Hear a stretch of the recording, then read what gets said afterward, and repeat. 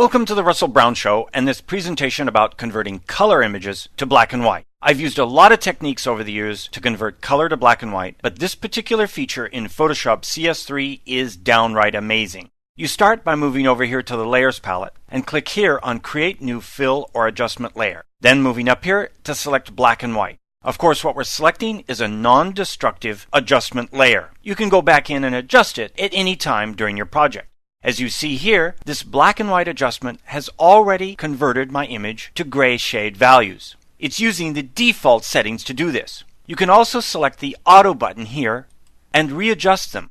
You can also go in and directly select each color within your image, selecting a slider as you see here, in this case the red slider, and adjust the values. But wait, there's more. You can also go to the presets here that ship with Photoshop CS3. And select any of these presets as a starting point to your project. But wait, here's the final thing that really makes this new feature downright wonderful. If you click anywhere within your image, as you see in this case, I'm clicking on this gray shade in this top circle, then hold with my mouse and move to the right or to the left, I can directly interact with the shades within my image. Notice that it's selecting the reds over in my dialog, and I'm merely adjusting the slider but from within the image.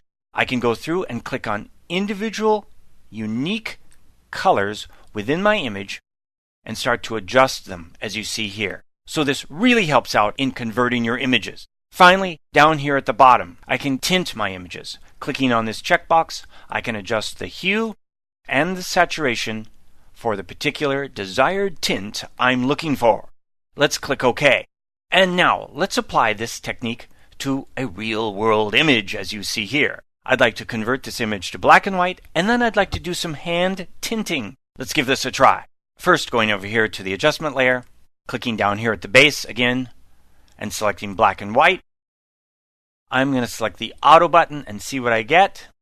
But it looks like I need to go in and make some adjustments. I want to make these flowers a little bit lighter. I want to make the green values of my leaves darker. So again, I'm targeting those values directly in the image and then holding down my mouse and sliding to the left or the right. This looks great.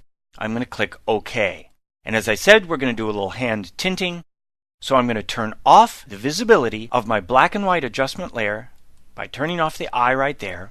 I'm going to use my magic wand tool and select the shades of red here on these flowers. Then I'm going to hide that selection with Command H on the Macintosh or Control H on the PC and turn back on the visibility of my black and white adjustment layer, targeting my layer mask as you see here, and then selecting a paintbrush tool. Notice I've selected black as my foreground color and my opacity is set to 50%.